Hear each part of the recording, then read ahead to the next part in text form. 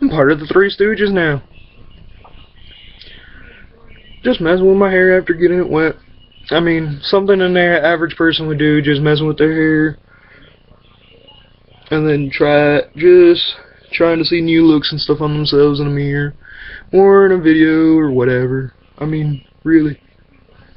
I mean, I have Play-Doh hair, especially when it's wet. It's just like, oh, different angles, different views, different point of views and different perspectives to see different situations that you might encounter. If wind changes your hairstyle or something, one day you might have a new hairstyle because the wind or one of your friends messed up your hair, and then everyone liked it, and then you're like, oh, this hairstyle looks good on me, I guess I should use it more. And then that starts becoming a habit, and it's not considered an OCD habit because you look good and you're doing good to look good, but it's still an OCD habit, right? Because I mean, you have to look good every time you go out, even if you're going out to see no one and for no one to see you. And then, well, some people will be like, I don't have to go look good to go out. And then if you ever get in a situation where you have to talk to a doctor and stuff, they'll start nitpicking at everything you do in your life. Do you have a job? Have you done anything extraordinary? And stuff like that. I mean, it's just like, no, what do you expect me to do? I'm 18 to 19 years old, I just graduated. And I don't have a job and I've been looking for a job. What? Just go up to a job, start working there, and showing up and getting a paycheck without telling them that I work there and expecting a paycheck? I mean, I could do that. I have done that. I go to Walmart and start fixing things that I see on the shelves and stuff like a good person should. And it's an OCD thing that I developed to where no matter where I am, if something's out of place, put it back. Not to be an OCD thing where everything's got to be in its place and stuff. Just that I can see that this store and other things have its patterns, so that it makes it easier for the customers to get things, and then customers get used to seeing stuff moved around half the time. It's making their attention constantly bob all the time. Wait, that's also a marketing skill, to get people's attention to move from one place to the next when they're doing something over here and you don't even know it. And then sometimes they're like, I'll be doing something over there and you won't know it, and they won't do anything, making you look over there, and they're not doing anything at all. They're just making you overuse your brain a little bit. And there's nothing wrong with that. Because it means you're thinking, at least, and you're trying to focus on something to happen that could happen. And I mean, if a bird flies by, or if a person pops up randomly without any expectation, you're like, hey, it was planned the whole time. It had to have been planned. Well, those are thoughts that lead to a schizophrenic mind. At least that's what I think and believe. But I have no background in medical. I'm not a therapist, I'm not a psychiatrist, I'm not a doctor. But, I have problems believing a lot of things these doctors say to me. They're like, son, you need to take this medicine for it to do better for you. Okay, I take the medicine, and what will it do for me? Well, you take this medicine, you gotta eat better. What do you mean better? I gotta eat better for this medicine? I gotta change my diet for this medicine, and that's gonna make me healthier? Okay, well, I do the medicine, I go for 2-3 months doing the medicine and nothing changes, and then I stop the medicine because I know nothing's changed. And they're like, and doing their diet, and they're like, why'd you stop it? All you had to do was persevere. Do you not understand that I've had experiences in my childhood and my life to understand how my body works? If your diet was really helping me, I would have gotten skinny in 2 or 3 months. They're like, no, it doesn't happen that fast. And then I'm like, well, I know it does. And they're like, well, for some people it does, but you have a bigger body, it's going to take you longer to burn the calories and all this and stuff. And then I'm like, oh, okay. There's times I know I weighed 290, and then in less than 2 or 3 months I was back down to 250, 260. That's about almost a 40-50 pound difference, but I still looked about the same. Even right now, this is roughly what I look like, except maybe less chubbiness right here. That's about the only thing.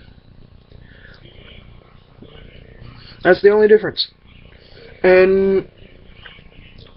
But I'm back to up to 270 to 280 now. But not because of my bad eating habits. Well, they do affect it, but because of my not lack of motivation to do stuff, but my lack of options to do things. Because people don't like going and practicing tennis or going doing sports and stuff all on their own. I love sports. I'll chase down being out in the hot sun playing soccer with everybody for a couple hours. But then after people play with me, because of my bad diet, to where it's the cheapest diet for me to live off of, so it's easier for my bills and everything, I have to smell bad because noodles and soda and then other foods and stuff here and there, wouldn't that kind of be a bad combination? Why? Because we know a person sweats everything they eat. So you are what you eat. It's true. And we know that doctors have told people that if you eat pineapples and sweet fruits and stuff, especially for guys, that it'll make the girls more appreciative about your diet in more ways than one. But that also led me to believe that, okay, if I really change up my diet and want to start getting healthier, all I have to do is start eating all fruits and eating meats here and there for the protein, and still have. And I love fruits. I have no problem with it. But the problem with that is they're so low on energy, but high in nutritional value. You have to eat more of them, so it's more expensive. And I don't have the luxury or the money to do that. And then they're like, if you balance out your diet, well, that isn't always true. My mom balances out her diet according to doctors and the way it should be. And I have her DNA, and she is blown up, not to be mean. And she's only like 10, 20 pounds bigger than me, and I can do a kick to about my forehead or higher, so I'm flexible for being 20 pounds away from 300, and then my mom has trouble just barely lifting her leg up, and they're telling me my diet and the things and choices in my life are wrong. And I'm like, well, the beneficial things about having a diet to where I gain weight easy is that I never have to worry about winters or anything, or cold chills and stuff. Even though my senses are just the same as anyone's. I can tell the temperature drop when I'm in a room. I can tell that it's cold. But it takes longer to get to me. And then also, if I keep my body moving and stuff, that means that I'll stay warmer longer, because it takes longer for the cold to get in, and then also me heating my body up from the inside from muscle movement. It'll take even longer for it to get in, because it takes so long to get the outer layers of the fat cold. So it's like insulation. So yes, I can tell the temperature is cold for you guys, and I can tell that I like the cold. I like the sensation of cold. And then they're like, you'll never understand what it is to be cold and be skinny. And then I'm like, you really don't want to start this argument with me? Because I used to be skinny when I was a kid, and my mom loved the cold, so I mean, I loved the cold even when I was skinny. So, what it seems to me is that you're a pansy that can't handle temperature change, when the human body can adapt to any temperature, right? That's true. It can. We have people living in deserts and stuff, and then people living in igloos in the North and South Poles. So I mean, people can adapt to any change, and depending on where they are, their body temperature is roughly still around 96.7, and even though they're out in the freezing cold, all they do is have some furs on them, and their body temperature regulates to around 96.7. And then same for the people out in the deserts and stuff, and they're like, and barely have any clothes and just white clothes that keep heat bouncing off of them, but they're still in the humid and the heat and everything. Their body temperature's still around 96.7. So I mean, and their diets and eating habits are completely opposite and different of each other, and they're still healthy people. So it's not a diet that matters if you're healthy or not. It matters on how much exercise and what you do. And then, yes, what you eat can affect how your body changes. That's why they say your body is a temple. You gotta work on your temple from the ground up. Body, then diet, and everything else, and it'll start falling in place. The reason I say that is, as a kid and as a adolescent person and as a baby, you have perfect example, baby. Sometimes they spit up food and then eat other foods faster, and then each baby gets their own taste buds, and then parents slowly trying to force feed them certain foods and letting them get more of the foods they like, training them to eat things they don't like and then eat more of the things they do like at a young age. So, but whatever it takes to coerce them into eating, right? Well, when we start developing and stuff, these eating habits you taught us as babies are eating habits we get in as toddlers and stuff. You letting us eat anything as much as we want of anything, as long as we eat what you say. Yeah, we're going to eat what you say, and then eat as much as we want of other things. So that's a bad thing about trying to force feed something. The same applies to the saying, you can lead a horse to water, but you can't make it drink. That's true. Same thing for a baby. You can lead it to food, but you can't make it eat. There's a natural instinct in babies. If you present food to them, eventually they're going to eat when they're hungry. But thanks to my persistent attitude as a little baby, even then, I would not give in to eating whatever my mother presented to me. And if I didn't like the taste of something, I wouldn't eat it, even if I waited a day or two or something. And then a day or two later, when I'm hungry and stuff, she tries to feed it to me, and I still won't eat it, and she tries something else, and I'll eat that. But then she'll try 4 or 5 different foods on one day, and I won't eat anything. It's just because I'm not hungry. I'm like, I'm full. The food you gave me yesterday can still work for me today. I'm full. I don't need any of that. Don't feed me. It'll hurt me. As a baby, I mean, there's an instinctual instinct for babies to live and survive, even if no one's there to grow up. And the best example is we have stories of kids and stuff being found in the wild, and as far as we know, they had to have been dropped off as toddlers or 5-year-olds, because no baby could survive. Well, we have the Roman Empire, for example. Their way to wean out the weak in their society, if a baby was diagnosed to have any illnesses or anything when born, they would take the baby out and leave it by a tree and let it fend for itself. If it was really as strong as any warrior of the Roman Empire, they would be able to live and come back one day.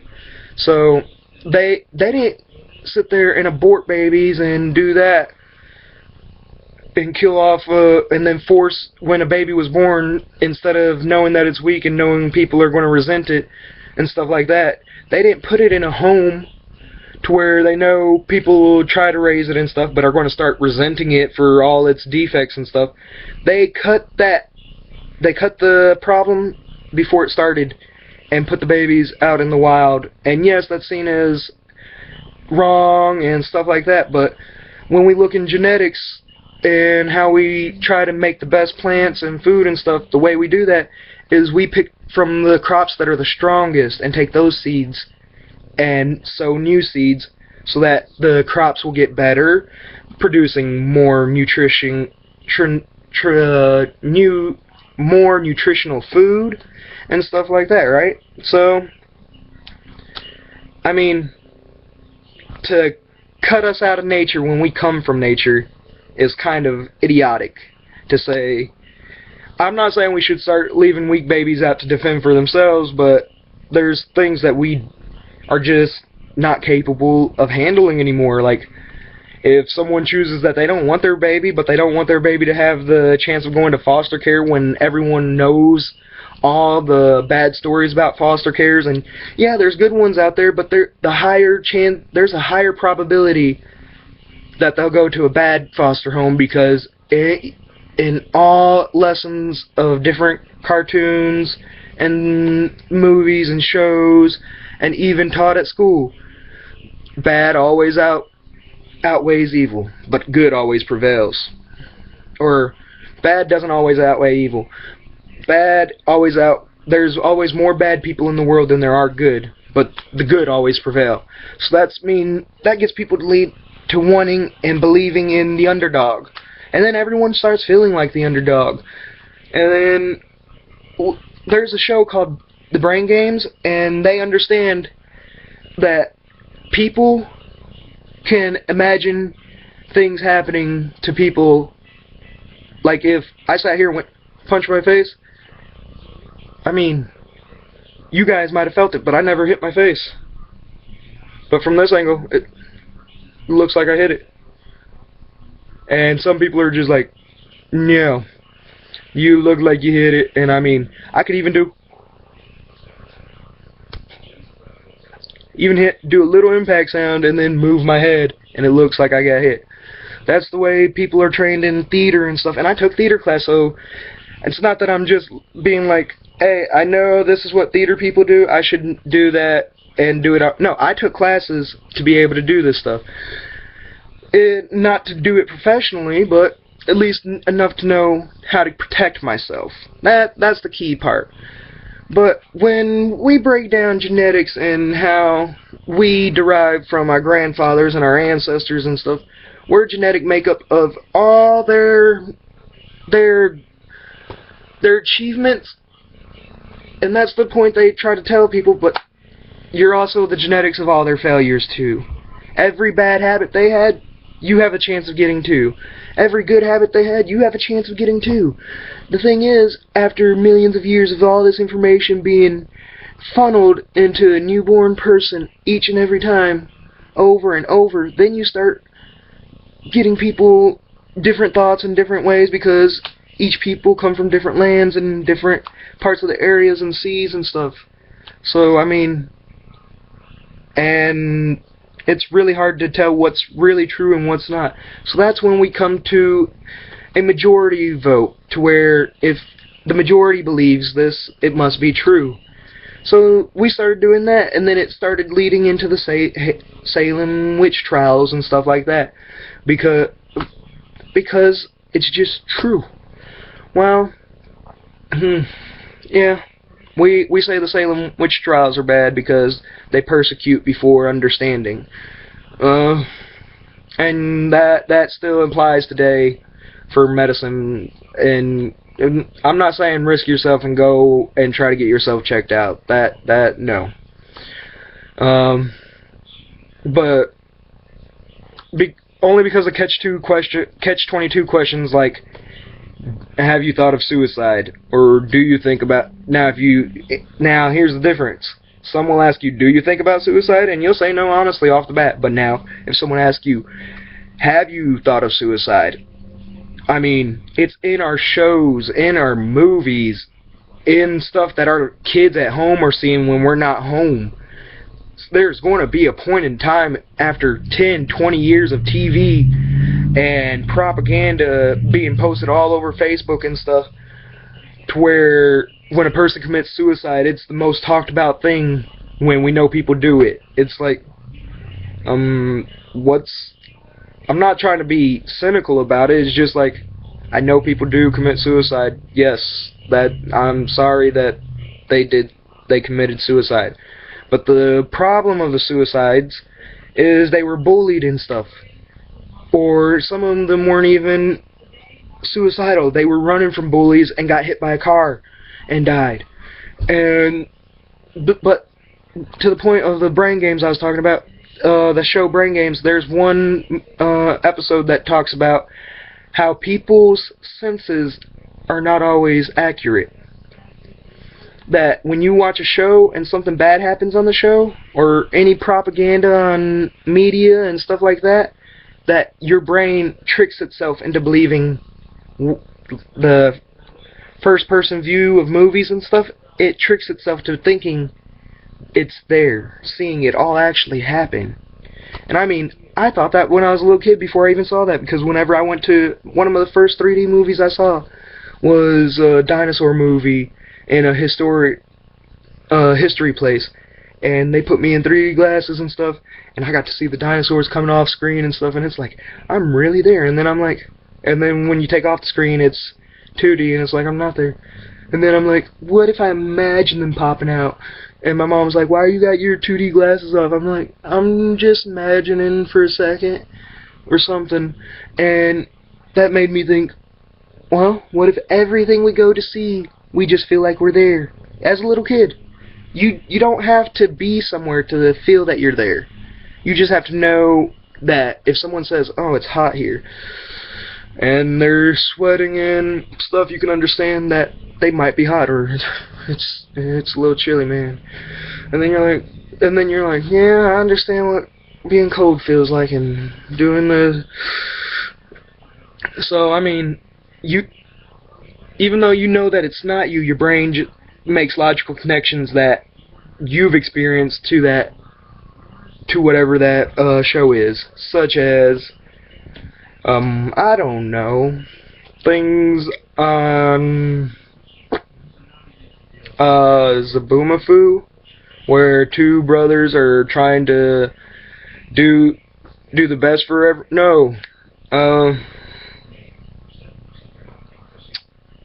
I forgot what it's called. Not Tsunami. It was on PBS, where they had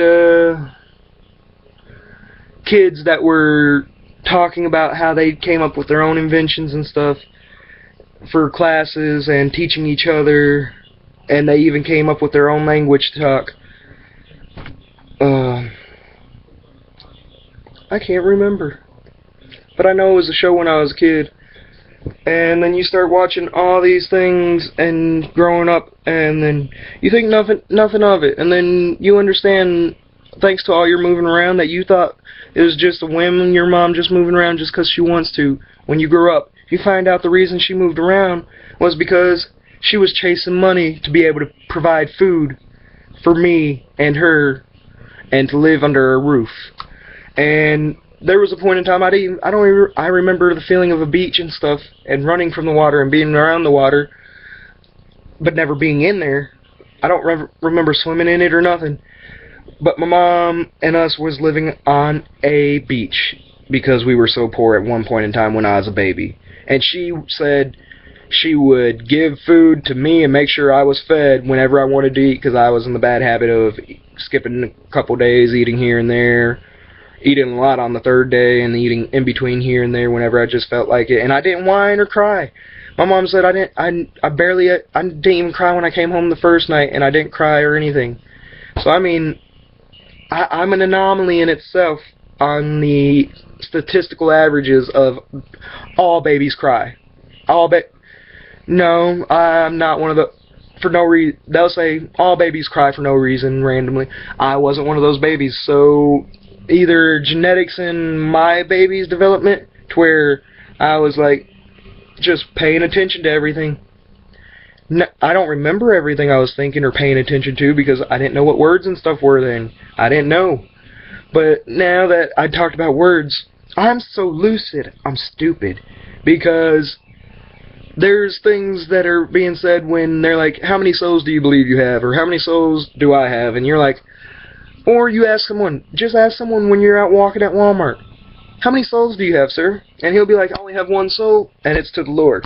Well, I could prove you wrong about half of that.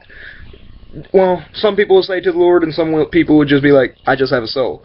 I could prove you wrong on that, on you having just one soul. And they're like, no, you can't. And then I'm like, okay, look at your 2 feet. 1 shoe, 2 shoe, your soul, 3 souls. You have 3 souls. That's the thing about words. If you say one word, like see, there's like 5 or 6 different words that mean see.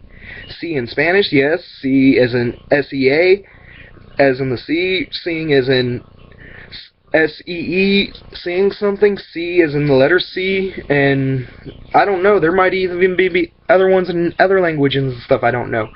So because I have an analytical mind and learned from my classes and experiences of being taught both Spanish and English from not just being in America learning Spanish from people around me. I was in Mexico learning Spanish too at a young age, where is the rapid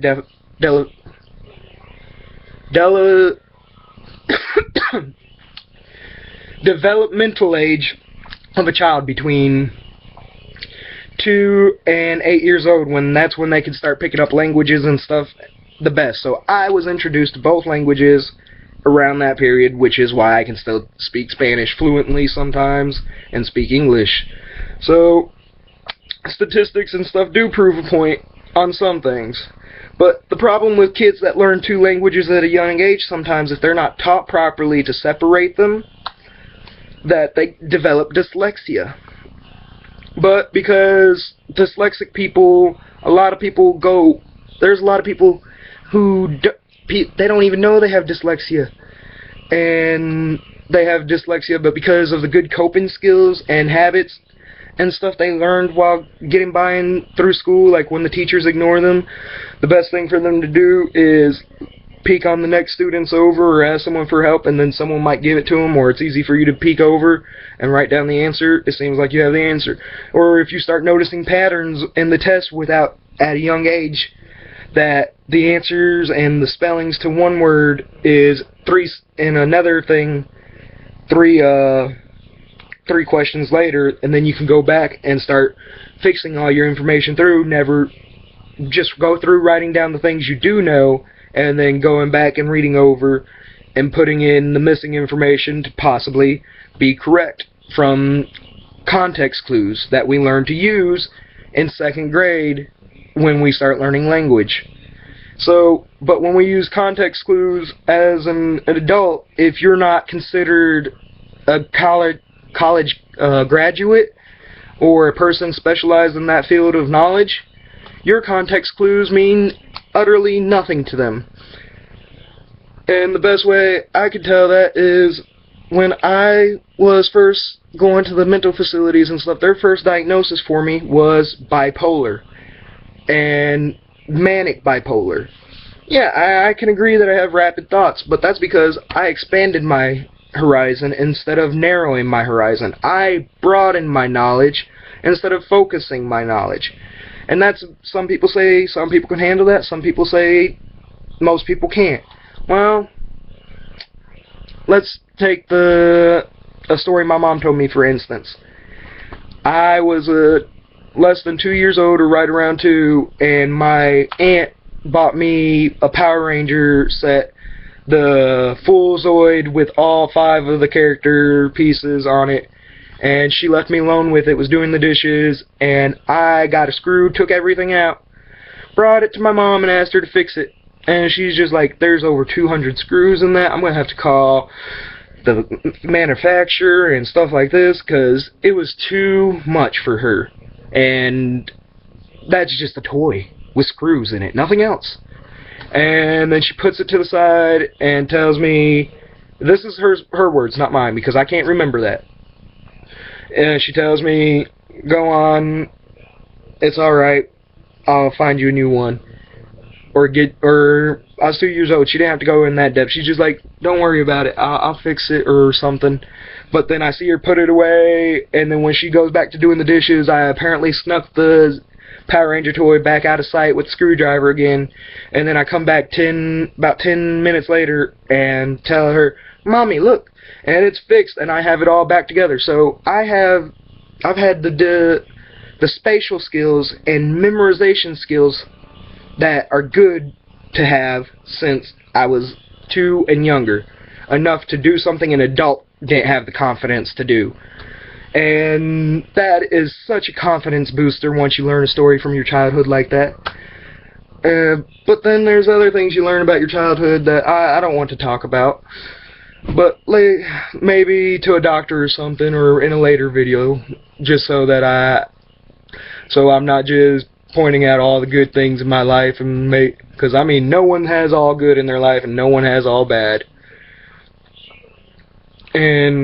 But the point of all this is I'm considered schizophrenic for understanding information and taking the time to know what information is literally about me and what information is not about me, and then understanding how my genetics are a lot different than anyone else's, and that diets that work for other people doesn't mean their diets are going to work for me.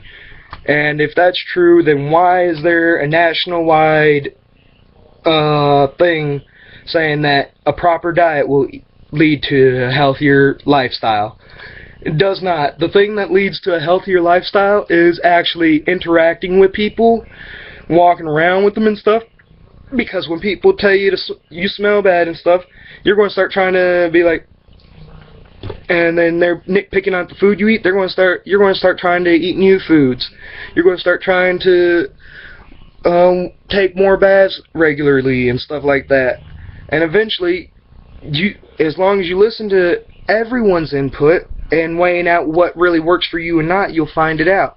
And then you gotta give some trust to people and follow them and follow their guidance and stuff. But you can't give it to everyone. Why do I say that? Is because I was diagnosed as bipolar 2-3 years ago. The final result, as of right now, is that I'm schizophrenic. I'm schizophrenic. And back then, when my mom told me and talked to the doctors, and the doctors was basing their information on why I was bipolar on things she said, things other people have said, and then going into my Facebook without my permission or knowledge and checking out all my information on my messages and stuff. And the only reason I can deduce that information is because my mom told me, Ryan, the doctors have told me you've been bothering a girl, sending like tons of messages to her every day, and she hasn't been responding back or nothing, and that blah blah blah. So, I mean, how did the doctors know something like that when that's only on my Facebook? And I didn't tell that to my mom, I didn't tell that to my friends, I didn't tell that to anyone. The only one that should have known that was me and that chick. And it's like, how did they get that? And then I remembered, while I was there, I got on the phone and talked over the phone to one of my friends, gave them the password to my Facebook so they can get on my Facebook and put in the number to get a hold of me, because I didn't want to feel alone while I was there for about a week or so. I didn't want to feel alone for a week.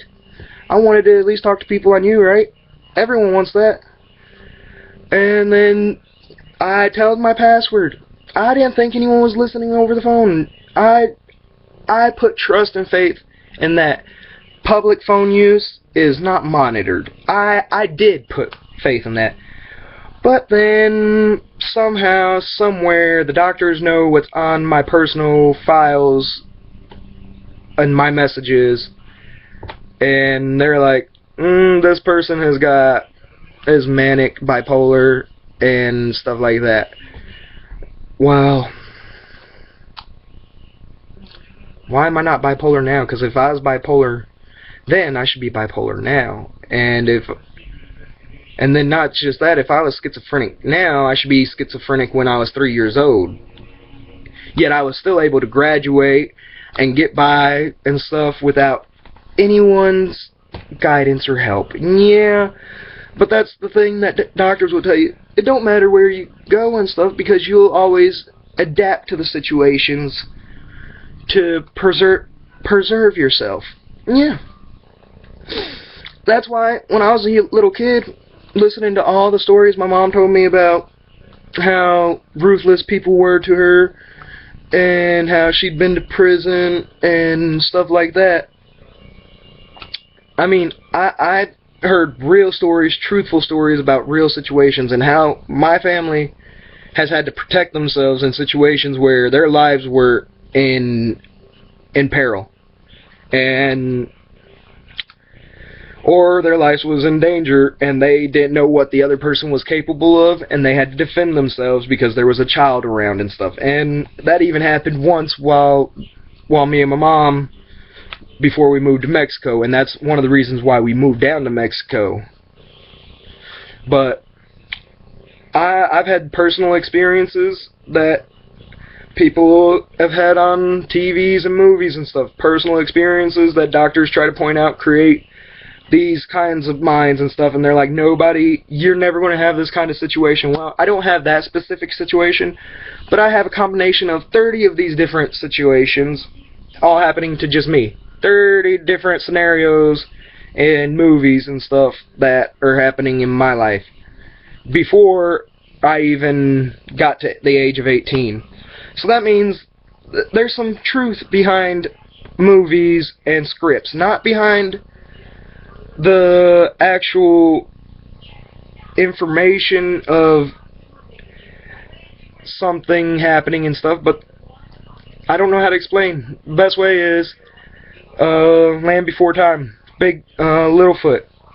He grew up, his mom and stuff, him and his mom got separated, and thanks to his mom telling him where they should be headed, he kept faith in listening to his mom and heading that way, and it led into him meeting friends and stuff. So listen to your elders, and that's one thing that I learned from more from cartoons than I learned from people, that where people don't listen to their elders and bad things happen to them. Oh, and then there's the quirky characters in a lot of things and shows where they over-exaggerate their accomplishments, and then when they're put in the situation to where they have to prove what they've done and accomplished, they fall on their face, and it always bites them in the butt. But I also understood that in my family, my mom believes my grandpa went to a mental facility just to get away from her, and she swore up and down that when the doctor wasn't looking, he was making faces at her and doing all kinds of things. And I mean, how can a person that looks away from you tell what you're doing? Well, that's true.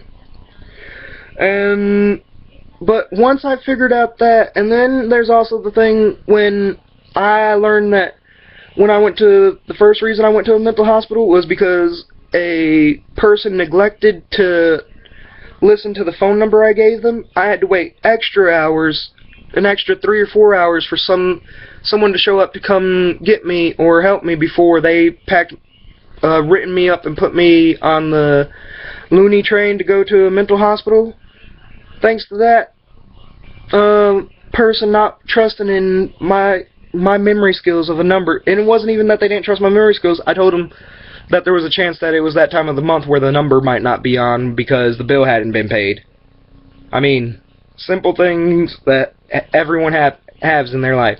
And because of that, it took them hours to get a hold of my mother, because they had to call the school and wait for someone to show up at the school around 2, 3 o'clock, and then to call my mother. And I'm 18, and technically on paperwork I was living alone, and they're calling my mother to come get me and stuff like that. So and some psychiatrists will notice the wordplay and stuff that I use. But the thing is, me learning that my grandpa was a trickster, and he was even born on April 1st. My trickster of a grandpa was born on April the 1st. Like, really? Can things be that coincidental sometimes? Yeah, they can be. So, I mean, that's the way I remember holidays and stuff, and remember months. I didn't learn the order of the 12. I knew the name of the 12 months, and whenever I was in a month, I knew the name and stuff, but I didn't know the order of them until I was like 19 or 20 and started making my own little memory skills of when a month is a month. January is always the 1st, and then because I like Martin Luther King and stuff, I know when February is, because it's one of the months I do like. And then January, February, April, May, January, February, March, April, yeah, March. So, like that month, I have no memory around March, but the only reason I know that March is there is because it didn't sound right, and that I know that there's 12 months, and I know at least all 12 of their names, so I just gotta constantly figure out the patterns to remember this.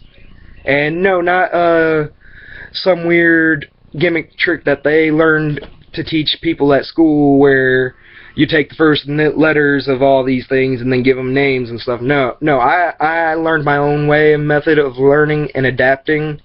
So, not to be rude, I tried the school's ways and it never stuck, so I can't use that method of learning. But thanks to me moving from town to different school, even within the same town, I got to learn all the different aspects of how people work and how they try to teach things from different points of views and stuff. Instead of sitting there being taught at one school about how to worry about different points of views and stuff, I'm getting taught at multiple schools from different point of views about different points of views from different points of views. So I mean, I would think I'd understand it better than the average student who stays in one town going to all the same schools or going through one school being taught through their whole life.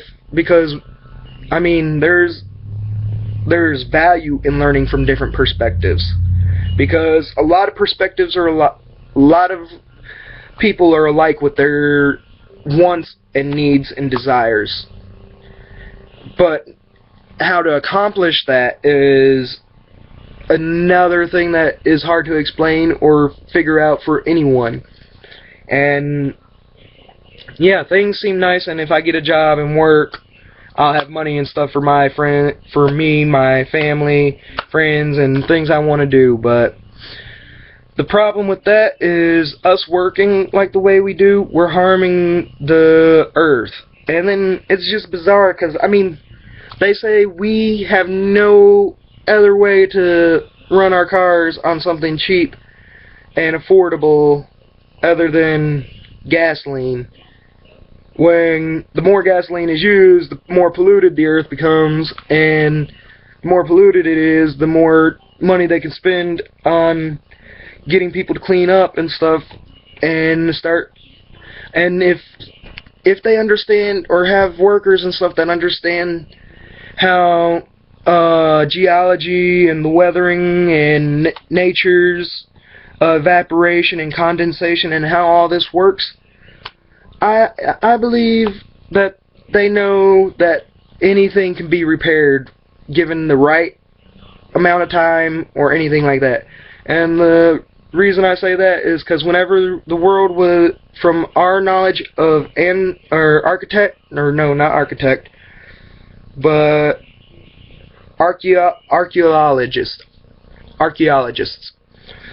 from archaeologists, we learned that there was points in time before the Ice Age that the Earth was warm and stuff, but there was a big abundance of toxins in there, and that's what caused the Ice Age, because things got so warm, and then the world had to freeze, and that's the reason people say global warming is going to lead to Ice Age. But not everyone understands why scientists and stuff do that. But thanks to me having a background in chemistry and life and wellness and basic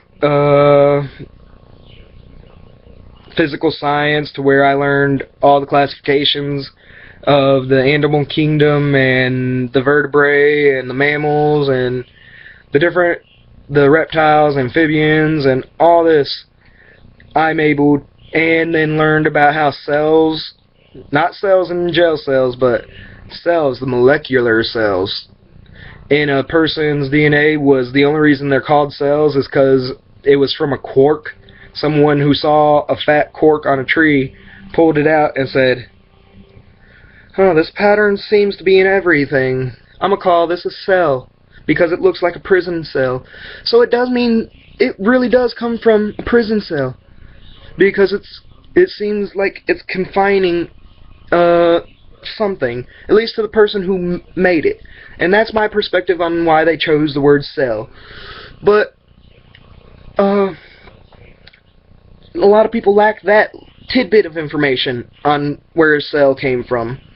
I don't remember the person's name who said it, but I learned of plant cells and other things and how ribosomes and stuff like that move around in cells, and in different there's a difference between a plant cell and an animal cell, and the best way to explain that is the cell membrane. The plant cell is thicker, and then plants are more resilient and stuff to the obstacles of nature's, but animals are more susceptible to it but adapt to it. So an animal is a constant change while nature is a constant. But then we get scientists who think they know better and know how to put in the right amount of nutrients into a cow through hormonal injections and stuff to make it plumper and give it better tasting meat without giving any consequences. Well, then we look at the news and media about medicine proving that was proven to work for 10 years, 30 years or so. And even now, we still got medicine that, when we talked about medicine that wasn't working 10 years ago, that medicine from 20 years ago wasn't working. So apparently, the newest medicine always comes with side effects and is always not fully tested, and then bizarre side effects, that long-term side effects, aren't being registered until too late in the game. If one of these things cause cancer, I mean, it's too late in the game once it gives it to you. Even if you found out, I mean, you gotta start spending money to get chemo for a pill that you might not have needed, because here's the thing, no matter where in the world, every child and kid as they grow up are always trying to look out for themselves and their family, and sometimes not even their family because of the way their family treats them. But no, you gotta love your family and love those around you and love thy neighbor and stuff like that. So, I mean, what would be the point of loving everyone if everyone's going to treat you like crap sometimes? It's just like, there's benefit to it. When you help someone and help people out of the kindness of your heart without asking for anything in return, later down the road, they'll start helping you. Even if it's something, and you ask them why, and they're like, it's something because you helped me with a pencil last week or something. You could do something insignificant, but it talks volumes about your character and what you'll do. And I learned that from my mom moving around.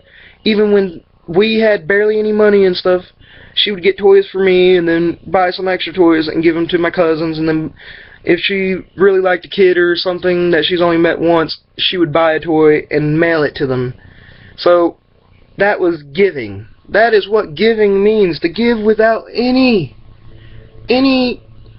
necessity of getting anything in return. That is what true giving is. Even giving to a random stranger. But then there's people that learn about karma and stuff, and the best way is the show My Name's Earl. He's doing it all for the right reasons, and we could tell from the perspective of his character and the script and everything. But then there's people that would try to do karma for the bad reasons. They're only doing nice things to get on karma's good side. But karma would know if you're doing that, so it really wouldn't work. I mean, you'd be doing nice things and good things could happen to you because, statistically speaking, everything's going to get better. I mean, look at it. Look at things that are happening now compared to 100 years ago. Statistically, things get better.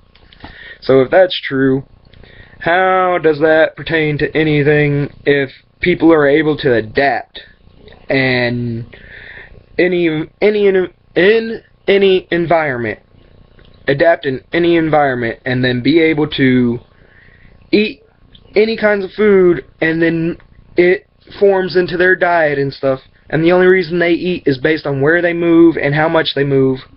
That's the proper diet. Because, I mean, back 10,000 years ago, people were still living and they didn't know that we had to eat 2,000 calories a day. and there were still people that were fat and obese, and still people that were skinny and anorexic. And I mean, the only common between now and then is that people are assholes sometimes, and then we let assholes get to us, and it alters the way we think about ourselves and the way we eat and do things.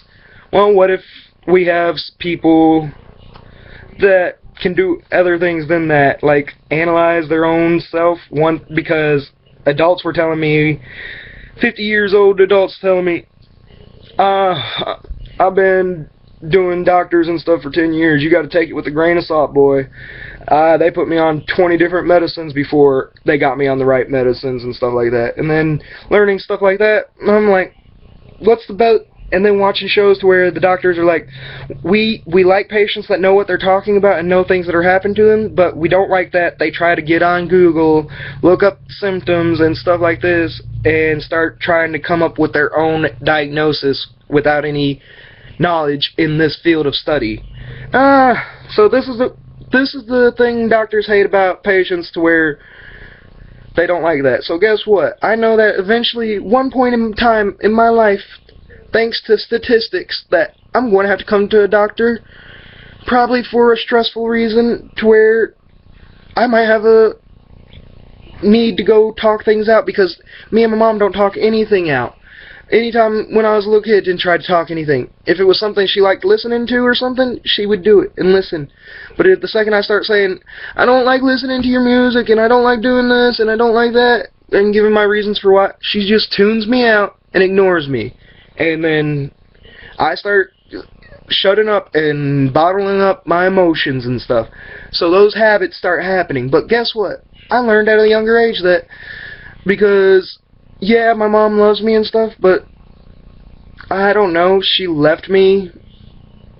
She's always making promises and breaking these promises. I just learned that I should be grateful she's in my life, and that I have such a caring mother at a young age. Because by the time she came back to me in 3rd grade, I learned she came back with a brother and stuff, and I learned that now I just need to trust people. But how much should I trust people? Because even my mom did things, and I seen these things with my own eyes, but she won't admit it out in public view, because it's not socially acceptable to be going around and taking things and doing stuff on low key, so that you don't get in trouble, and so that your family is healthy and you got food on the table to provide. That everyone experiences, especially if they're poverty stricken. And then there's even rich people that experience the same thing, because they're getting ready to hit bankruptcy and all these kinds of things, but they're able to look good out on the surface and stuff.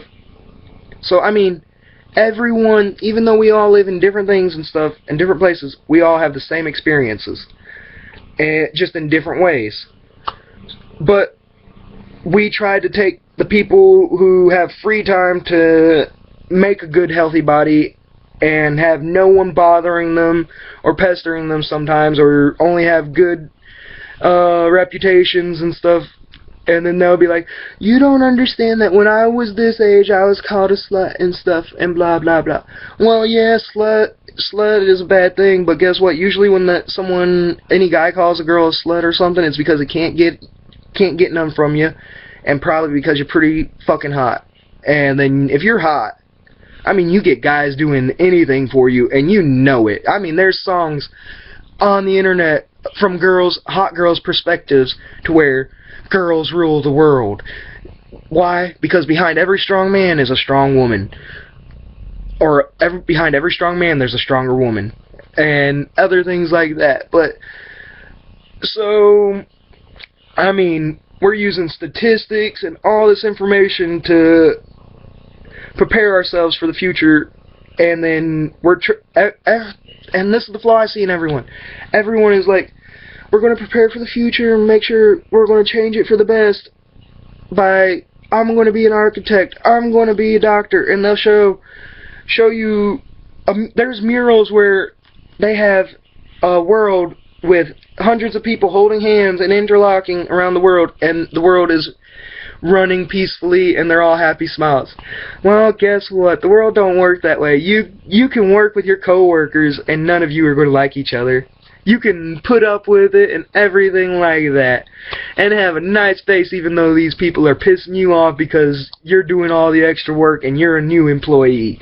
And they say, why do you put so much effort in when it ain't going to amount to anything? Well, that's a good habit to have. The more effort you put in everything, the more you get noticed. And the more you get noticed, the faster it is for you to move around and get special privileges without ever asking for it. People don't understand that giving respect is done in more ways than just being like, hey, what's up? What's up? And, hey, you're cool. Oh, you're cool. I smoke a cig, you smoke a cig. Okay, we got common things and interests. That's respect. That's a form of respect. And then there's also things that where someone has some money or able to help you, and they're saying, you don't have to work for me, it's just, I got stuff to get done around here. If you get it done, I'll help you. I'm cleaning and running this business and stuff too. You can join in and help me and make it better. Or, that's the way it should be, to where an employer is just like, I'll hire anyone, as long as you don't come with drama, because, I mean, you don't know what any drama is connected to anybody until you bring them in. And keep them around for a few months to a year or two, and then you start knowing that was a horrible mistake, but because of this and this and this and laws, and I can't fire him. So, I mean, and then we get into the habit of why society is getting obese when throughout all history, up until the last 20, 30 years, the dietary plan for anybody was to eat as they pleased, and there was no special diets. And then we analyzed the healthy people of then. All their body weights and stuff was 4 to 7 pounds ingestion of food. And then if we analyzed the heavyset people from back then, they ate an abundance of food and stuff like that. And then we also found that there were some heavyset people that ate tons of food. And then we also found that there were some skinny people that were anorexic and stuff. And that's the reason they were skinny. So, I mean, I don't have the access or privilege to look at all this information in the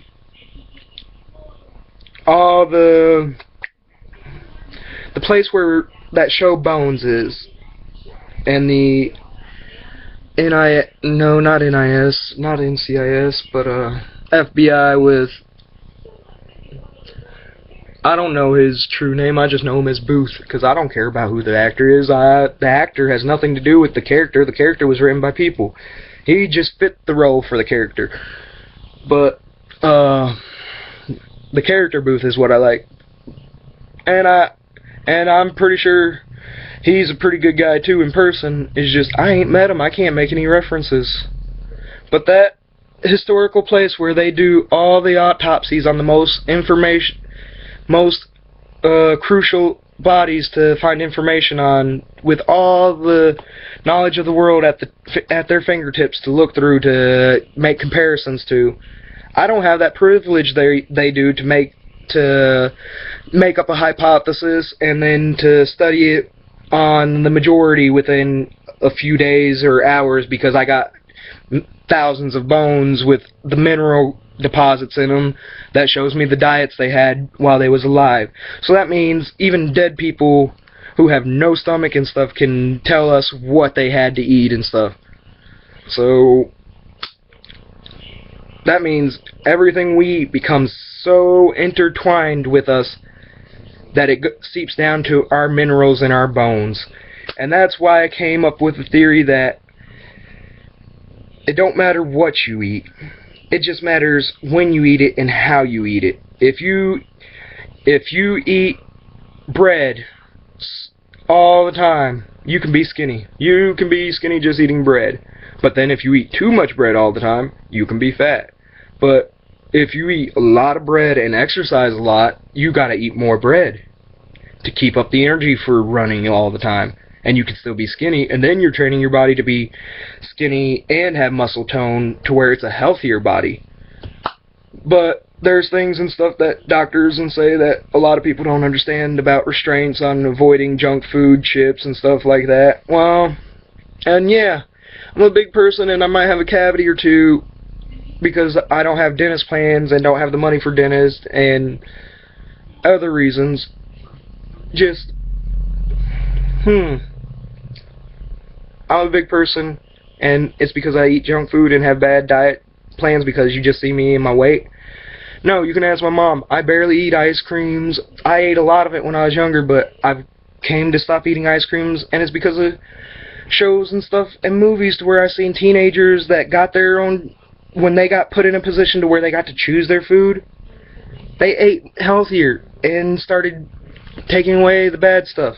And I mean, and I had that introduction before I saw that on a movie or anything in my own life in 3rd grade when my mom left me with another family member, and I got skinny because I was walking for hours on end with my uncle and stuff, and then going back and eating what I wanted with them whenever I was hungry, and then I'd still skip a day or two of eating with them, and they had to coerce me into eating even when I was walking hours a day with them.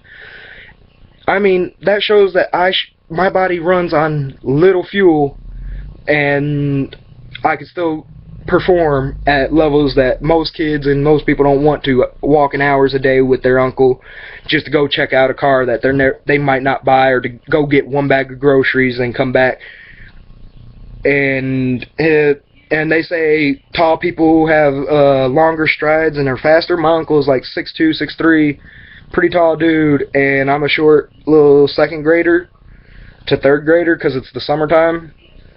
And I'm having to keep up with his pace for 2-3 hours, take a minute break here and there, and then keep up for another hour or two, and him telling me to stay back some days, but he's not limiting where I go. He's just like, you walked too much yesterday, you need to take a break some days. And then walking around and then instead of forcing me to eat foods they didn't know, because I was raised with my mom and stuff all the time. They didn't know what I liked and didn't like. They was just like, we made tacos. Do you like any of it? And I was like, I like tacos. Okay, there's onions. I don't like onions and stuff. And then they're like, okay, we'll make some. Then a power outage went out one night, and I had to eat tacos with onions in it, and I didn't notice. And they're like, yeah, it had onions in it. And I was like, oh, that was good. It didn't taste any different. They're like, it usually don't. And so that led me to believe that you can eat things you need to be able to try things without thinking they're nasty first and give it a chance, because if someone else is eating it like all the time, there's a good chance it might be alright. But that doesn't mean it's alright for you. Why? Because there's people with peanut allergies and other kind of allergies. So, and if someone has a peanut allergy, a peanut should be poisonous, right? And people are like, no peanuts are poisonous. But then a chemist and other people will be like, yeah, you don't see the potential in the poisonous attributes in a peanut, but if you get a high enough dosage and concentrate of this one chemical in peanuts, that's poison right there. So, I mean, the things that people are allergic to, that people take for granted, guess what? That's where those things are poisonous to us, to humans. People that are lactose intolerant, guess what? If you drink too much milk, and your body says, okay, you're overloading yourself with this milk, your body starts creating symptoms in your body to start alerting you to stop eating this food. There was nothing wrong with you eating it before when you was eating it here and there, but now that you've put it too much in your diet and too much here and at one time, and within 2-year period you go from drinking water to drinking no water and drinking nothing but soda, and then you get a kidney problem and stuff. Yeah, your body's trying to tell you need to change your diet up and stuff. But then I learned gimmicks and tricks with my diet to where I could drink sodas anytime I want without getting kidney stones half the time. And the way to do that is take you a nice swig of beer, drink a beer. I'm 23. Drink a beer here and there. There's nothing wrong with it. And take you a couple shots. It'll help clean out your kidneys a little bit faster. But that's using information to be able to do what I want still do what I want and keep me healthy a little bit, because I mean, drinking soda is unhealthy for me and stuff, but the biggest issue with drinking nothing but soda is the kidney stones. That's the biggest issue of them all, because that had me double over in pain. I mean, the other thing soda does is give me energy and caffeine. Energy. What's wrong with energy? It's the thing that keeps us running. But if I drink too much of it, but even though it's soda, guess what? It's still got water in it. So, I mean, if I was drinking soda and no water, no milk, or anything for 2 years except just sodas, and I'm still alive, I mean, doesn't that defeat the things that are said on news and TV and stuff, to where if you drink only soda, you will probably be dead within 2 or 3 months? And I've been doing this for a few years now. I'm sorry, mainstream information. You're wrong. I'm kind of the anomaly behind that. Or not behind it, just anomaly in that. And the anomaly that I'm a baby that didn't cry even when coming home and stuff. Even when I was at death's door while at the hospital, my mom said the only time I really cried was while I was at the hospital, and that's when a nurse pitched my foot, and I started whining and kicking, and she went to go put a needle in my foot, and my mom told her no. So the only time I whined was when harm was put to me, even at a baby. It being born within hours, the only time I cry is when harm is presented to me. And that's why some doctors smack babies' butts, because some babies come out and don't cry. They smack their butts to check them out. That's the point of that. So, and the reason I was at death's door even after being born, I'm still here. So it's a miracle, small miracle, thanks to everything that the world has to offer to keep me alive. But guess what? We wouldn't have the surgery skills that we do now, because the way we got our surgery skills is basically from a guy who literally dug up graves and cut up the corpses, checking out how the bodies and stuff. They had to dig up fresh graves most of the time, so they only dug, so people that would go bury their family thinking everything's going to be good, some guy probably dug up your ancestor's grave within a week or two. Not to be cynical and laugh about that, but I mean, it's funny that nowadays, yeah, it was bad then and it's bad now to dig up a grave, but thanks to that guy digging up graves and checking out how the body works and ignoring the morals to benefit the people, he was able to find some of the first forms of tumors and cancers. Thanks to him doing that. And thanks to that, we now do autopsies on corpses, but not if it's not needed. And then we do all kinds of things of preservation and pumping out the blood and putting chemicals in the blood and stuff like that to preserve the body. Did you guys ever hear about the information of Abraham Lincoln? Right now, Abraham Lincoln's body is under his monument, the Abraham Lincoln statue, and there's a good chance that he still looks the same he did back then as he does right now, which is why there's all these special references in movies and cartoons that Abraham Lincoln statue, he's still here today and he's still alive, or that he still looks as he did. And if you think I'm wrong, Adventure Time, Abraham Lincoln, they call him immortal, and he is immortal, but he did give up his life for Jake.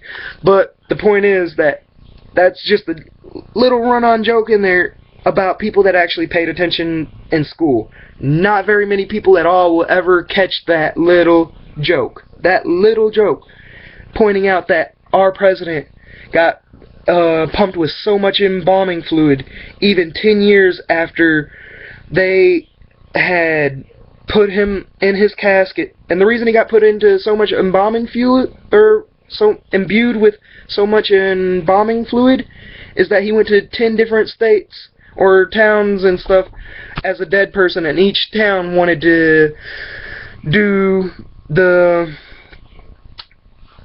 pump on his blood to pump out the bad blood and put in embalming fluid. And so that happened at 10 different states and stuff, to where he got old embalming fluid pushed out as it seeped through the pores and stuff, and then got old one put in and new one put in it, and people didn't understand why that worked on Abraham Lincoln when I'm going to finish the story. But the process of it, taking out the old one that was starting to dry somewhat and putting in a new one after it's already seeped through the pores, coming out slowly. So the more the old one that's going bad and new one's coming in and absorbing further and deeper and richer into the cells of the Abraham Lincoln and stuff as he's dead. There was a thing when they put him in the presidential tomb and stuff, that they moved his body, or I don't even know if it was the presidential tomb, it's just a tomb that his family was in, or part of it. The point is, they put him in a tomb with a red flag on him, in his suit and stuff, right there, with the American flag on him. And no pertinent information right there yet.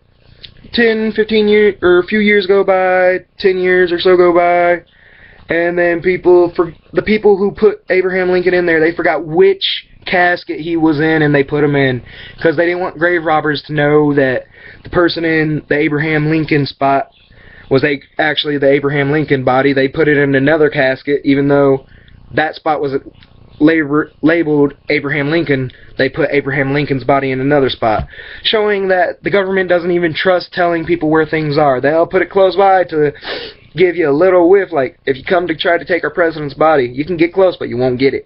It's like an arrogance move. Like, we'll tell you exactly where it is, or the general area where it is, but we won't tell you the exact thing it is. But no, they got Abraham Lincoln's family and stuff to come be at the casket when they opened it and stuff.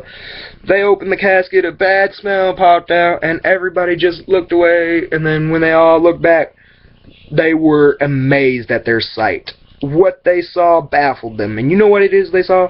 They saw confetti, red, white, and blue confetti all over Abraham Lincoln. And he still looked just like he did when he was in the casket, the day getting transferred all over the United States to different towns and stuff. And the only logical, and none of them knew why, but then they started diving into the information and found out that he had embalming fluid put in him so much that it preserved his body longer. And it seeped through the pores and even to his suit, because his suit was fine. And then when they found that out, they closed up the casket, said, "We didn't even need you, sorry." And then they moved his body, and under his memorial where he was, they dug out all this secret stuff, or dug out this ground, put in steel slabs and stuff, put concrete at the bottom, put his casket in, and then sealed it with concrete, and then put his memorial on it. Literally another arrogant move, like, you want to find our dead presidents and stuff? Well, you know exactly where they are. Come and get it. We'll see you when you're digging it up, and we'll get you before you get a chance to. Because, I mean, and if people think that's too much of a conspiracy thing going on, did you know Obama's poop has to be specially delivered to a certain area and disposed of properly so that no other government or anybody, any spies or anything, can get a hold of it to tell if he's healthy or not? Yeah. But the flaw in all this learning and stuff when you're growing up is that you get coerced into believing that to have a good life and healthy life is that you got to be focused in one skill set. And I don't believe that's true. I believe that you should be diverse in your skills, so that when you get to an opportunity or a path that you cannot cross, that you have multiple tools at your disposal. Because even though I just want to be an architect and build a house and stuff, there's a likelihood I'm going to be at a doctor's one day, and then that could lead me to a psychiatrist, and then that could lead me to a physician to monitor, or a dietitian to learn about my diets and stuff that I already took health classes in, made theories of, took classes in different levels, and PE talks about health and stuff. I took anatomy that talks about the more process on what foods does what to the body and stuff. Like sugar, and then basic science, how sugars and stuff break down, and glucose is thick sugar, so it's hard, or starches are a thicker sugar. It's still sugar, but starches are harder for you to burn because your body has to take an extra step to turn it into sugar. But some people don't understand that why starches are bad for you, and then the only thing they know is that starches make you chubby and stuff. The only reason a starch makes you chubby is just it's giving you more energy. The chubby you are, actually the more energy you have than anyone else around you probably. So the only thing that's necessary is to figure out a way to focus your energy. And the reason I mean that is if you start exercising and stuff, your body's going to start craving things that you've tried in your childhood and stuff that even your mom and stuff. There's parents that swore up and down that their kids started eating things that they were pregnant on 5-10 years after they turned like 15 or something, and the mom's like, hey, yeah, you like that because when you was in my womb, I had the cravings for it, and I know because I had to taste that salty sardine every day at the same time just so you would be happy and stop kicking in my stomach. I mean, all these references to points and times to where a kid wasn't even born, and their will and their desires still imposed effects on the law, or on the law of nature and the things around it. So the more energy I use, even though I'm eating the same food, there's going to be a hollow feeling, or when I start using up more energy, there's going to be something lacking in my diet that I might be looking for in another food, and start trying things out and find out that juicy foods like apples and oranges and stuff like that, these are better for running on energy, because when you're hungry, you get to eat something and you get to quench your thirst at the same time when you're exercising. Instead of sitting there eating protein shakes or eating some protein and meat that's hard to chew, sometimes dry, jerky and stuff like that. You're trying to get protein to make your muscles bigger. Don't even worry about protein. Your muscles and your genetics, they will develop the proper way. Don't try to force your body to change to the way you want it. Let it figure out the way and path you want to make your body, and then slowly change things, and then your body will start making choices on its own, because it's got good cognitive skills on its own. The subconscious, the id, it picks out the things you eat and where, and choose the words you choose to use. And the thing is, I know when I was a kid I was craving fruits, pears and stuff whenever I was running out and stuff all the time, but then my mom complained that I was eating too much of this or too much of that, and I was like, but it's so delicious. She's like, but it costs so much money. And then I figured out money is an issue. As a kid, to my mother who's trying to raise me, I'm putting a burden on her, even if it's just a little bit, enough to where she had to point out to me that I had to stop eating fruits. Not stop eating them entirely. She just said, cut back on it. So I found the next best thing that tastes even better, and was like bolognas and other things and fries that were cheaper, and she didn't complain about whenever I ate more of them. So the things she didn't complain about when I ate more, I started testing the waters. When I ate more of something, if she got mad at me for eating it, then I knew it was expensive without her having to know what money was. If I ate a lot of something, and she's just like, you can eat that, but can you calm down? It's just the tone and voice, and when she tries to correct me on something, I was able to differ which things were more important and stuff. And as long as she let me eat it, that means it's healthy for me, and I'm still living and stuff like that. So there's a mix of trust, thought, and learning all happening as a child in a child's mind that doctors and psychiatrists know happening, but because they can't remember their childhood and why they pick their choices on their habits of eating and stuff, or some of them think they do, and that's why they come up with their theories on why this and this happens. Well, yeah, I learned that when I was younger, and that's why I chose my choices of where to put my talents to use at, of memorization skills. I have good memory skills. I used to read books without ever being able to read a word. I could sit there and read Green Eggs and Hams to you back to back 10 times in a row. And I could read it backwards if I wanted to, probably. I never tried, but I'm glad no one asked me to try.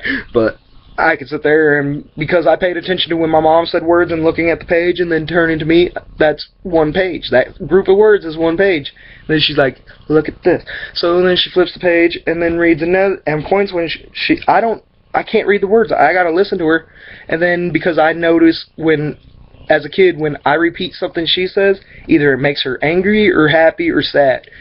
And then I gotta defer on which one, or be able to tell the difference between which words mean what. So if I say a word and she's happy, then it's probably good that I'm saying that word. And if I say a word, and that's the thing, that's why a lot of kids' first words are mama and dada, because you sit there and have them watching shows where kids are saying to their parents, mama, dada, or the mom is in front of them saying, come on, say mama. No, of course their first word is going to be mama, because that's one of the words being repeated. It's something that's getting taught in their auditory system of their brain. If you want to figure out a kid's first words naturally, just grow up with him, feed him, tell him his name, talk to him like an adult. Because I mean, even though he is a kid, he hears everything. He heard everything while you was in the womb. Every dirty thing you said when you was pregnant and just a little aroused to get your hubby that night. Your child has all those experiences and memories, and a doctor will tell you there's nothing bad with a little hanky-panky when you're preggy. So I mean, if your parents did something while you was in the womb, I mean, you was feeling it, though you don't have any memories of it. And I mean, I think that's a good thing that some of us don't have those memories, because I mean, people that claim they can remember everything from their childhood all the way to the moments they were conceived in the womb and stuff, I mean, that's like a bizarre thing. I mean, you would know every dirty secret your mom said and did, and why, but you do have some kind of thing to where if you're craving calcium, your mom starts eating more cheese or drinking milk or picking something that is bizarre but has tons of calcium in it, like chewing on, I don't know what has calcium, chewing on bones or something. Like she loves chewing on chicken bones and stuff after a meal because you craved something spicy, but she's also got to sit there and chew on the bones and stuff for a while. Yeah, the whole bone's not going to break apart and go into her, but it's going to cause cracks in your teeth and the bone to make calcium fall down onto the tongue or somewhere in the mouth, and then it gets absorbed somewhere between the mouth and the stomach and stuff, and then gets used as nutrients for the baby. So there's even different spots to look for different kinds of things. Like, you want the best nutrients from an orange, the best part to get the nutrients from is actually the peel. The same for an apple and stuff. The peel actually holds a lot of nutrients that a bunch of people neglect. And then when people find out this, they're like, well, then it's not good to eat for you. That's if you eat it in big chunks, and the way we know that for true is people that sit there and disprove everything doctors say, where they've lived 30, 40 years eating nails, glass, and being a billy goat in the human world, eating anything and everything they can get their hands on. So, I mean, where is it that I'm flawed in my thinking and why I have developed the diets I know? I think the best thing to eat is fruits, because they got bases, acids, and it's all in liquid form, and your body is made mainly of water, and you need to find a pH balance of 7.0 or so And you need bases and waters and mixtures of it, because there's other things happening in your muscles and stuff, so that even if you knew perfectly how to put apples and lemons all together to make a pH balance of 7.0, when it gets in your body, that ain't going to help, because 7.0, when it gets in there, your body produces lactic acid and has acid in the stomach. There's already things to disturb that 7.0 water drink that goes into your body. Now it's still got the nutritional value, but now it's lost the value of its acid elements or its base elements. And so that's why you should eat fruits and stuff separately instead of mixing them. And that's the way that I believe that you should start eating healthier and still incorporate meats and sugars and stuff, only starches here and there, so that you can get a bigger amount of energy in a more compressed packet, and then have to take the extra time to burn it out and stuff. So I mean, is there anything flawed with that? And then also that we know water doesn't really conduct electricity, just electricity can pass through it easier. And the things that conduct electricity is minerals, not water. That's a lot of things people get mixed up about. The only thing water does is allows electricity to run through it. It doesn't really conduct it. If you take distilled water and put it in a computer in it, you can run it 24/7. And nothing's going to happen to that computer pretty much. And the things that cause electricity to run through things is minerals. And your body has minerals in it. Because, I mean, if you was a perfect 7.0, you would still have minerals in you. There's minerals that have pH balances and stuff. So, I mean, even if it's a 7.0 mineral, perfectly balanced, it's still a mineral, and it's good for you, maybe. We don't know. But all these different things make up a person. All these different situations and scenarios make up a person. How are we going to sit there and know that all this information takes place to make a person, and then a person who takes the time and effort to prepare for life, like thousands of steps. If a day is a step, I prepared for life from probably my 18 to 20-year-old life since I was in 3rd grade to 5th grade. Because everything teachers ask, where do you see yourself when you graduate or get out of school, or what do you want to do with your life, or what do you want to do in 5 years? A lot of people don't know and say, I don't know. But no, the first time I said that, or was asked that, I said that.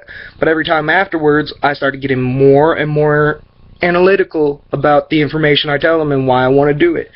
I want to learn everything to be able to safeguard myself from anything in the future, and to be able to make cognitive choices on why something is beneficial for me or negative for me, and the beneficial effects of negative things that go into my body, and negative effects of beneficial things that go into my body too.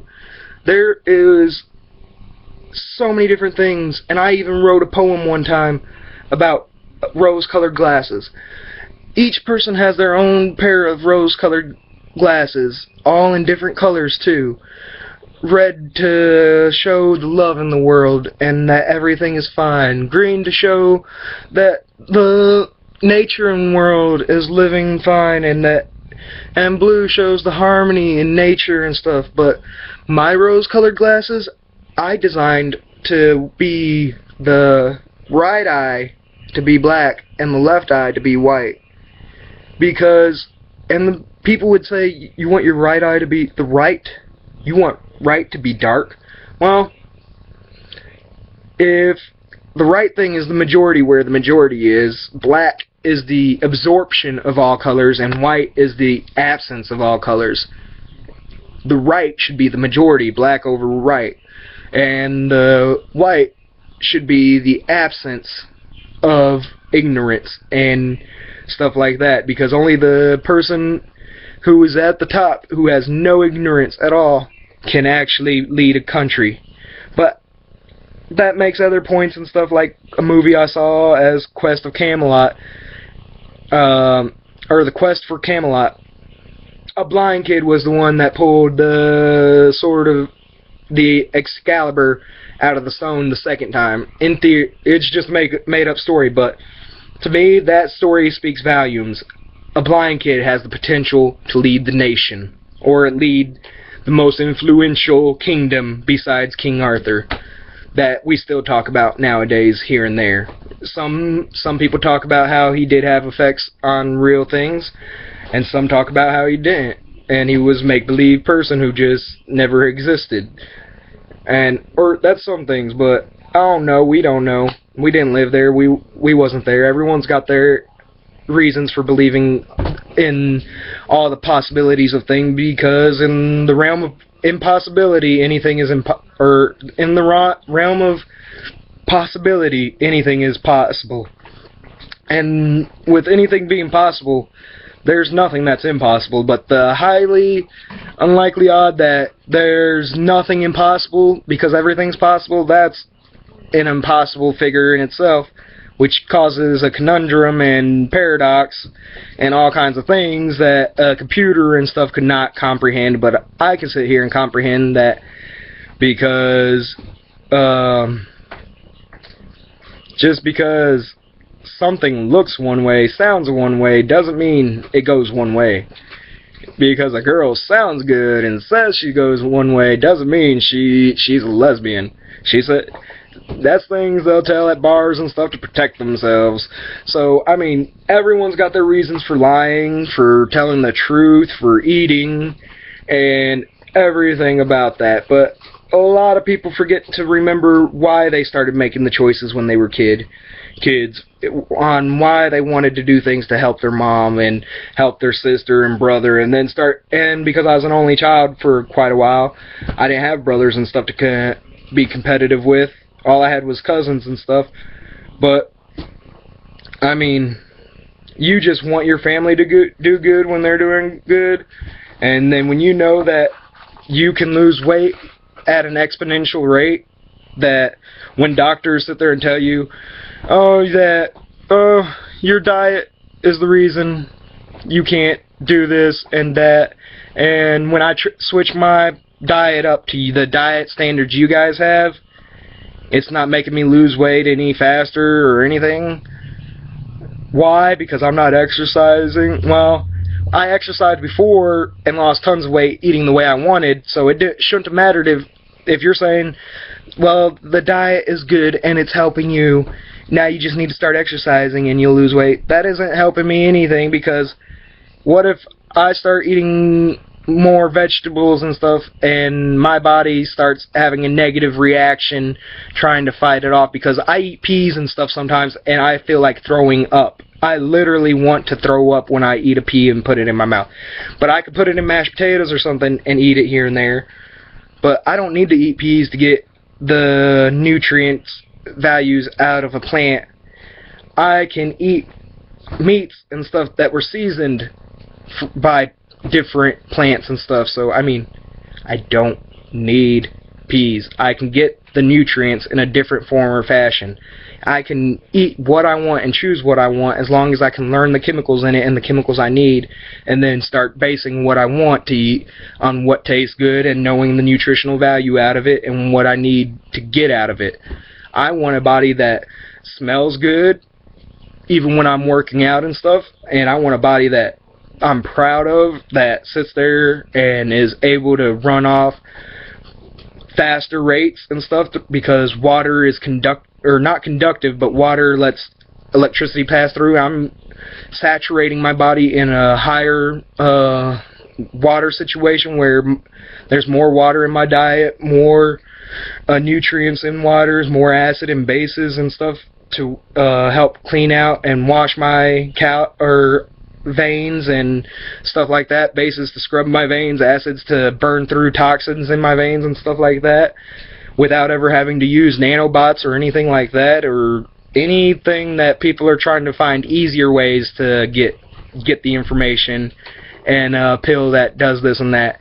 But I mean, I trust the doctors with their choices of medicines, and it led me into led me into self-destructive thinking when I got out, to where I didn't think I was healthy. But then I was like, wait a minute. I know I lost weight in like 20 pounds in a month when I was doing stuff and hanging out with friends and going and running around and exploring and talking to everybody and playing tennis, and then people telling me to shut up and be quiet. When I started figuring out how to make my body healthier and telling me that I was being too hyperactive and they just wanted to chill and stuff, and I'm like, I got years to catch up on getting my body healthy the proper way, in a way I know that could benefit myself and my family, and the only way anyone's going to believe me is if I can do it and perform it to have a nice body. And the thing is, I don't have an issue with my weight. I can still outrun people that are supposedly healthy and are lower weights. The thing I want to do is turn my fat into muscles and lose as little fat as possible as I'm turning it into muscle. So I got to do things this way so that I can still be around 250 to 260 pounds, but of pure muscle with this body and stuff. Or dang near close to where the only thing I have is like 10 to 15% body fat, and I'm at like 55 to, or around like 48 to 49% body fat. So half of me is body fat, the other half is muscle. So, I mean, that kind of proves I've been keeping myself naturally without paying attention, eating healthy, and making cognitive choices and stuff based on the classes I learned, that I'm balanced to where my muscle's 50%, my fat's 50%.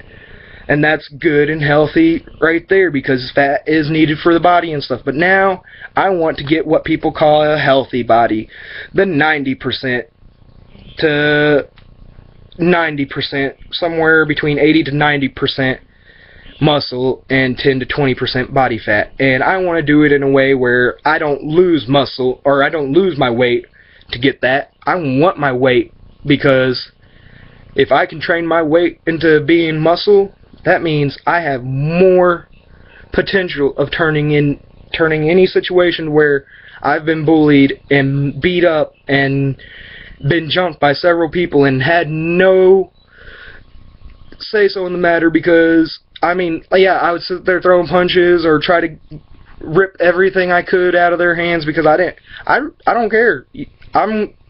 The chances of a kid my age shooting me for something petty is really not that high, because no one wants to go to jail, and I understand that.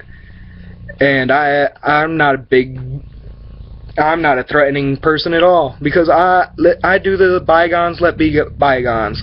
I should be trained in preservation and calming and relaxing at any moment whenever I choose to, like a martial artist or anyone else. Well, if I got the skills to focus and to meditate and to understand that anything that I hold in my hands, even my hands themselves, everything is a weapon, an extension of your body and yourself, to where I learned this was not from school and stuff and teachers and stuff trying to teach you the right way to think and the healthy way to trust everyone, believe in everyone. Well, the world's too corrupt to believe in everyone and trust everyone. And I don't understand why I shouldn't have the right to learn self-defense through watching movies and shows just because I don't have the money to go to a self-defense class and I don't have a relative who knows martial arts and who is a master level martial artist to teach me. I would rather learn from a moderate to master level before I learn from a novice. Though a novice can teach you a lot more than some masters, because a master says, in sword fighting, says, I'd rather fight another person who knows how to handle a sword than a fool who does not. Because they understand that that's unpredictable. You get in a position of unpredictability, you won't be able to defend yourself that well. And because you train in habits to where, I mean, I'm flexible for a 275-pound guy. I mean, and balance-wise, it's bizarre. And they're saying I don't know myself or anything like that, and I can even go lower and then come back up. So, I mean, I'm flexible for a big guy and have balance. But none of that is giving credit to me for anything I do or anything. And then the doctors in these places wonder why when I start eating more food, why I'm starting to acting energetic and stuff like that. They just enriched my diet and gave me more energy. And I don't want to gain more weight quicker because I know the average diet don't work on me. And I have to run off and start exercising, doing sit-ups, push-ups, and everything extra to start losing the weight. And then they criticize me for saying, okay, you need to calm down and relax and stuff like that. And I'm like, I can't do that because you don't give me the choice to. And they're like, we give you the choice. All we're doing is having you eat a little healthier and stuff, and you're still eating the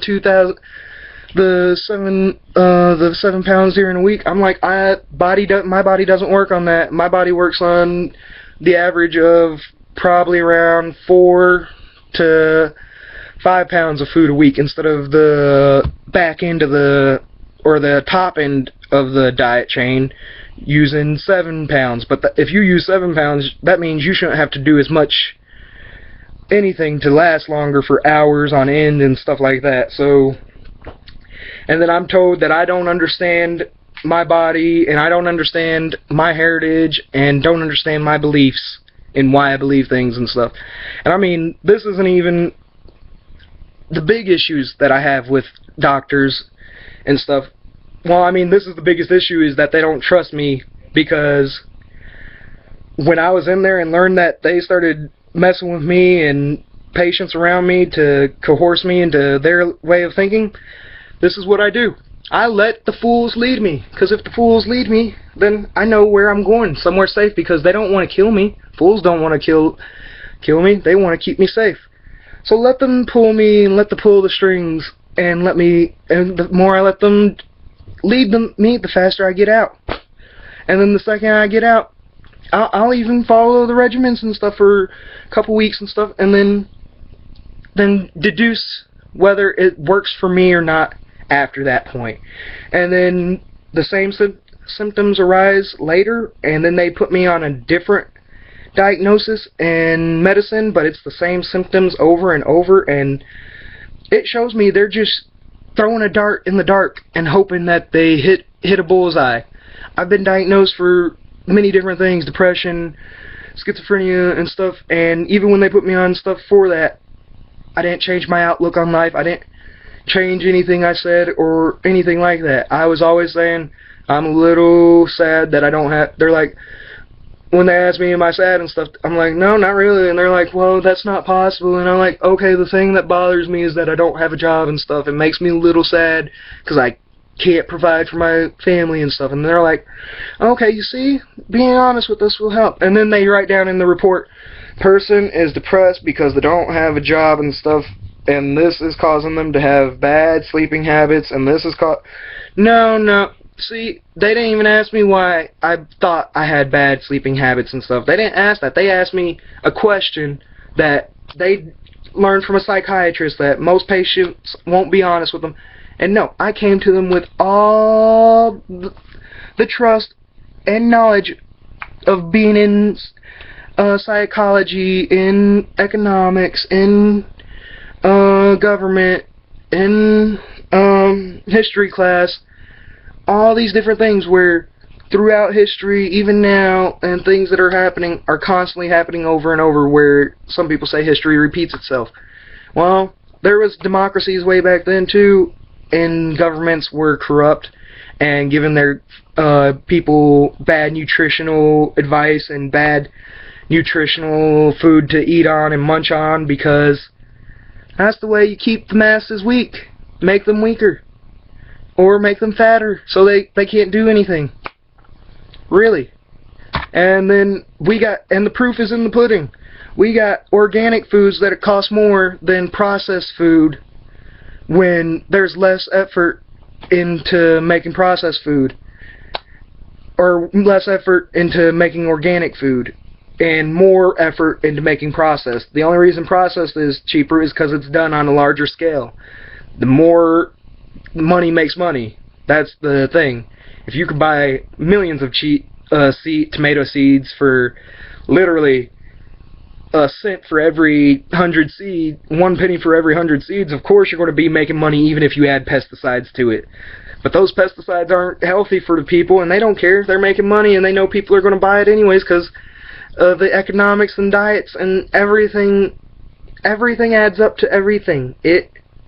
Because even the Bible, something that's written by 40 different people over a period of 1,600 years, is not contradicting at all, but because it's written from many different points of views, of course it's not going to be contradicting, because everyone's point of view from anywhere in the nation wants to make their people better and make their health better. That's the same story from all 40 people, that they doing things to help their family and make things better, and these are the things they have to sacrifice and give up to do it. The same thing to where some righteous people even stole, but it was alright because they stole for their family's necessity to eat. So, I mean, there is no contradiction, because it's impossible to contradict human nature.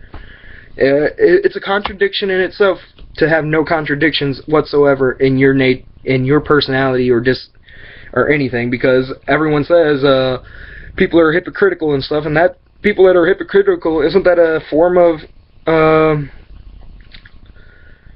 what is it, condensation? No. I mean, that's short-term memory loss right there. And I don't know, but I think it's because I've been out of school for 5 years and I haven't had any jobs or any college or anything, and I'm still trying to find jobs and trying to find a way to earn money to get a scholarship through FAFSA or something to get a college degree so I could start getting knowledge to go into architecture and stuff, and then get brought in my knowledge when I make money in architecture by going back to schools and stuff to defend against other lawyers and doctors and stuff that I know are going to come against me one day, no matter how hard I try to believe that it's never going to happen. Like the odds of you never getting in an accident and being sued. Yeah, you still want a lawyer even though you know your laws. Why? Because then now you got a lawyer, and a lawyer with credentials, and then you who also knows the laws and everything. There's nothing wrong with getting specialized in something, or using someone that's specialized in a skill. There's nothing wrong with hiring them and helping them. But the more you can help them, the easier their job is, right? Every job will agree to this. So, I mean, I try to do it, and then they're telling me I don't know what I'm talking about. And I mean, no one ever lets me finish a cognitive thought or rant about why I believe I should eat the way I want, when I want. Because it's worked for me for 18 to 20 years, and I figured out I could lose weight and then start eating healthier and stuff at a moment's notice and have results within weeks and stuff without having to do things the P90X way or things other ways and stuff like that. I mean, literally, I figured it out my own way, thanks to me practicing a little bit of everything and learning everything and incorporating it into myself and my being. And the best way I can say that is, thanks to me learning badminton and tennis and stuff, I'm very accurate with swinging a bat one-handed and making contact with the ball than I am using two hands, because my body and brain and synapses are more used to using one-handed swings and stuff. So, I mean, and then there's a point in tennis where you can use two hands. It's called a backhand and stuff. So there is a point where baseball and all of it mixes. You got to learn skills of a little bit of everything. I have archery. I have skills in, and I mean, I took classes from schools in archery, so it's not just random archer, like I found a bow, put some string on it, and shot it. I have skills in cooking, economics. all kinds of different classes that mean nothing as a single thing in itself. I mean forensics club and chess club and stuff like that, and then people sit there and make stories and stuff with point of views of white versus black, the chess versus the dart, chess pieces versus nature, the cartoon mare. So I mean, people use objects and stuff to make their creative thoughts and to make their creative whims a reality through writing things down, drawing them and stuff like that. But when a doctor and psychiatrist that don't know why you chose these words and chose these patterns and stuff, because they take information of the majority's rule on drawing patterns and stuff, that's the way it is. Like the 7 deadly sins, because everyone's taught the way it is in school, that's the way it is. No, to me, greed and gluttony are roughly the same thing, because I have a gluttony for knowledge. And if you say I can't eat knowledge, tell me this: can thought be matter? And you're like the word matter in science. Can a thought be matter? And most people will tell you no. I'm telling you, you're wrong. It can be matter. Just write it down on a piece of paper. It's matter. And then if you tell me, well, that doesn't make your thought mean it's going to last through history and stuff. But I mean, we have paperwork from thousands of years ago where they have, what is it? They have paper, and we still use the knowledge they know then. So they was able to figure out a way to transfer knowledge into matter so that it could be preserved through the centuries. So I don't know. Am I lucid? Am I incoherent? Or am I schizophrenic? And other things like that. I really would like to know and would like someone's answer.